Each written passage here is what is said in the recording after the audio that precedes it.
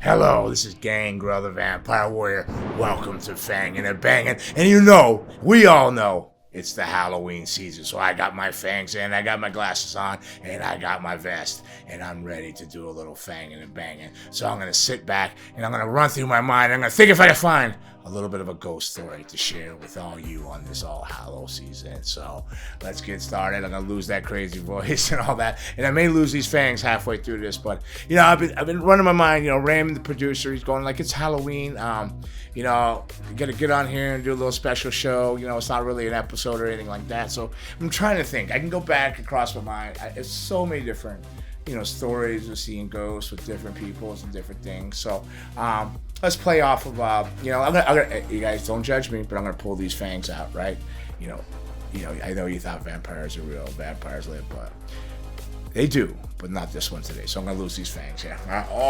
The magic's gone. Here we go. You ain't gonna see where that rolls off that set. So I just didn't want to keep spitting on you. And this vest, I'm gonna tell you what, this vest did fit 3 weeks ago, but since I've had this back injury, I have been out of the gym. And yes, I'm that insecure, Raymond, that I'm gonna get on here and explain that I could barely zip this vest up and I could barely breathe in this thing. So I'm gonna have to crack that down a little bit. I've gained about 15 pounds with my health issues. Of all you, though, I want to say thank you to everybody that's reached out and sent me well wishes, and a lot of the wrestlers too. I was super surprised, and I shouldn't, because they're great people that are reaching out to me about my health. I'm still pushing forward, still struggling with it, but here we are going into Halloween. It was my busiest time of the year, and I missed more work ever than I ever have. And again, I'm gonna tell everybody sorry.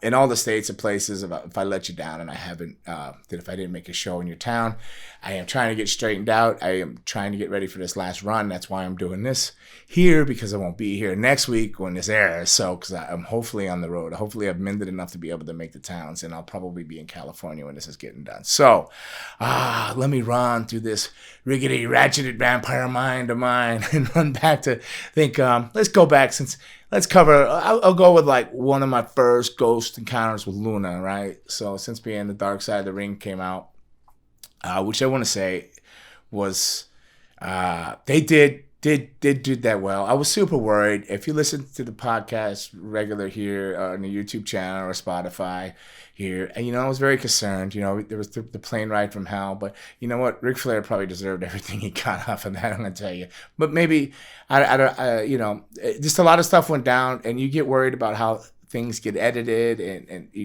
With me, I say a lot of things a lot of times. Just like anytime I'm talking to a camera or microphone, it just feels like I'm sitting in a room talking to you personally, one-on-one, and I forget that I'm talking things that'll be permanently out there for a lifetime and forever. You can't take film back. It's out there forever once you're on it.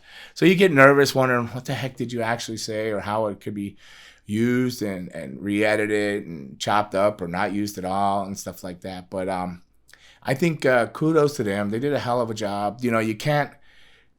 It's true. It's true that you got to go through some of the dark stuff and some of the skeletons in the closet to get a point across when it comes to, things like mental health and stuff like that, which I take very serious. So I think that the kudos to the production, the director, and whoever handled the many faces, Luna Vachon, Dark Side of the Ring. You did a great job.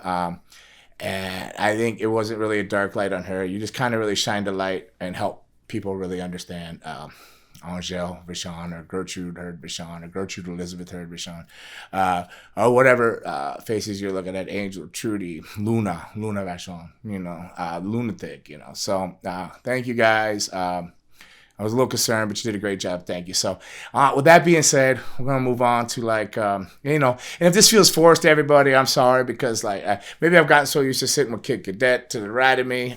We had a great interview on episode 22 with Ariel Levy, and covered his Green Inferno, which was a crazy cannibal movie in the Halloween season. So it was really good, and it's really fun to talk to people. Now I'm sitting here all by myself, feeling like Han Solo. Not really Han Solo. I don't know why I said Han Solo. I'm sitting here all solo. So, and like Raymond's like, well, tell a ghost story. Raymond's our producer. If you haven't caught on to that now, he sits over there quietly, but he throws a lot of ideas out there. And I go, man, it's just, I have a hard time telling ghost stories on demand, which is so funny because I got a show called Gangrels Stories, and that's particularly what we do. But what we do now is we'll go places and sit down and tell the history of different things, and then when it comes to me, I'll tell one of my ghost stories, which I do have plenty. But the one I'm just going to tell you about the first time with Luna at a ghost encounter. So it's when I first met her. I was probably 18, 19. I'm not sure. I wasn't dating her yet, so we were friends, I was renting a room, so I was probably if I was 19, I just turned 19, so hey 19, I always say that, I don't know why, so I know I moved in, I was renting a room from her, and every day, it was like, I'm gonna guess it was like 2 or 3 in the afternoon. It was so strange. I'd be sitting there and I think I'd see something out of the corner of my eye. Now, when I'm telling you this, this has gone on for like 3 or 4 months before I address anything. So almost every day, I would see either something out of the corner of my eye, or I would literally physically with my own eyes, these eyes, wow, these bug eyes, I would see this white figure go by. Like, so I'm sitting in the living room, so I'm kind of like sitting right now.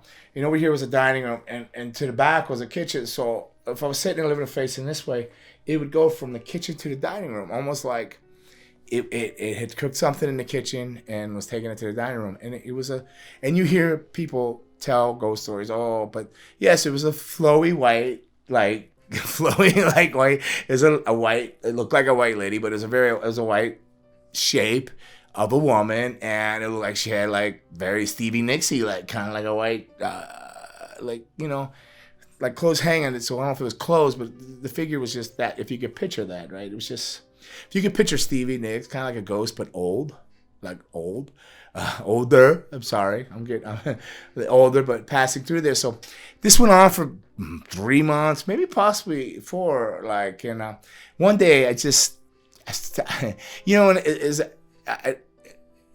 didn't think I was crazy, because I just kind of wanted to validate if this was anything happening. So I went to Luna, and it's kind of like I'm sitting here talking to you now, like looking for the right words to say. It's like, do you ever, she seems to be looking at that area over there, the dining room and the kitchen area. I'm looking, and I go, do you ever? She goes, you see her? I go, yes, I see it. She goes, oh. She goes, yeah, she's harmless. I'm like, so you knew about that and you didn't tell me anything? She goes, she's seen it. She goes, I guess Dick Slater, she used to date Dickie Slater, which you saw on The Dark Side of the Ring. And she goes, Dickie used to see it all the time too. Everybody sees it. Like, okay, okay, cool. So you just got a ghost in your house, right? So like, that's just normal, right? I guess it's normal for Luna, but there's a ghost in the house. So she verified it. That yes, there's a ghost in the house. Then she gave me credibility by somebody else saying they verified it, like Dirty Dick Slater. So am I going to question Dick Slater? No. He was like, actually, I know there's a lot of controversy around his name, and a lot of people liked him, yay, nay, and things happened. But he was like one of my favorite wrestlers. Like I was trained by Rusty Brooks and Boris Malenko, and Rusty would always imitate Dick Slater with the punches and jab. And what Dick Slater was doing was imitating Terry Funk. So if you're a Terry Funk fan, good. But then you had Dick Slater was different look, but kind of the same thing, but doing the same stuff. And like, so I like Terry Funk, but I really enjoyed watching Dick Slater. Like, I don't know why, I just connected with his work. And then so I'm like, Dick Slater sees the ghost. We're not all crazy. There's a ghost over there. So she would go on the road and stuff. Of course, I'd always be spooked out sometimes. Kind of go and I'd sleep in the bedroom. I'd close the door, but I'd keep my feet up on the mattress. You ever laid there and just feel like there's something under the mattress? You don't know. You got that uneasy feeling. So you're like, woo. So you're laying in bed, but you just kind of bring your feet back into the bed, not letting it overhang, or your arms sleep on you, like pull it back in. I don't know, the boogeyman under the bed. Although it wasn't the boogeyman under the bed. It was the ghosty lady over there in the living room, dining room. But then a couple times I thought I saw her pass the bedroom door. Now that could have been my imagination, just because I knew it was there. So so it's been verified. Yes, Luna says it's a ghost. Yes, what took you so long to see it? Yada yada yada.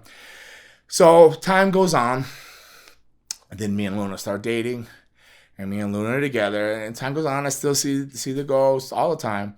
Nothing bad, nothing scary. Then time came, we were moving. We were going to move to and we didn't move to Tampa yet. I think we were moving to from Pompano to Fort Lauderdale. So we were moving out of there. I believe, I don't know what was going on. Her mom was taking, I don't know, something, but we were moving out of that particular place. It was in Cypress Bend in Pompano Beach, Florida. It was a condo. Up on the top floor, 714, because she called it the insane asylum. Actually, all along the Watchtower. She called the Watchtower. It's the Watchtower, and she said, "Welcome to the insane asylum." When he came in, of course, it's a lunatic thing. But if you knocked on the door, it's a 714, and I think she thought that was funny because that was like a drug reference back in the day, like so. But it'd say Watchtower. So unfortunately, we were moving from there for whatever reason it was. We were moving, but it was a really cool spot. I enjoyed it, and. So we gave a lot of things away because we were downsizing, smaller where we go. Because from there we were going to end up moving to Tampa. So we're just kind of downsizing. So gave a lot of stuff to my dad, particularly. One was a jewelry box, and another was a carpet, an old antique carpet. And so we give this stuff away, and we're still living there. We haven't moved yet. We're just like getting stuff out and downsizing and being prepared for a move. And I didn't think anything of it, but I hadn't seen the ghost anymore. But I hadn't thought anything of it until this, literally a month or so went by. My dad comes to me, and my dad's like, I have a half brother named Daryl. He's my brother, Daryl. So, he goes, I gotta get help for your brother. He's going, I don't know what's going on with him. I go, what do you mean? He goes, so he's talking to the lady in the wall every night. I go, what the heck are you talking about? It's like, yeah, it's like a ghost or something in our house. And then I go, I go, does it look like a white flowing lady? He goes, that's what he says. I haven't seen it. So apparently I don't know with the jewelry box or that carpet, which one it is. And I think it was a jewelry box because my dad really liked to collect a lot of old jewelry boxes, but we get a jewelry box. But the ghost was no longer with us because I hadn't seen it until he had said this to me. And then, my little brother apparently is communicating and talking to this ghost, and my dad was concerned, and my brother's going crazy. And then I told my dad about, I think it's the ghost we have here. We kind of had a laugh and everything, but him being from South Georgia originally and being in a lot of old houses and stuff, they've seen things, even though they don't know if they were crazy or not. But I don't want to say crazy, but I don't know if they thought they were seeing, losing their, seeing ghosts and stuff, losing their shit, but whatever. So it didn't seem unusual to him to go, oh, okay, there's a ghost. To him, for me to say that, he just accepted it like I would accept it. And so that was my very first ghost encounter with Luna. So I figured I would share that with you in this Halloween season. And I want to say thank you. So this is my ghost story, Luna.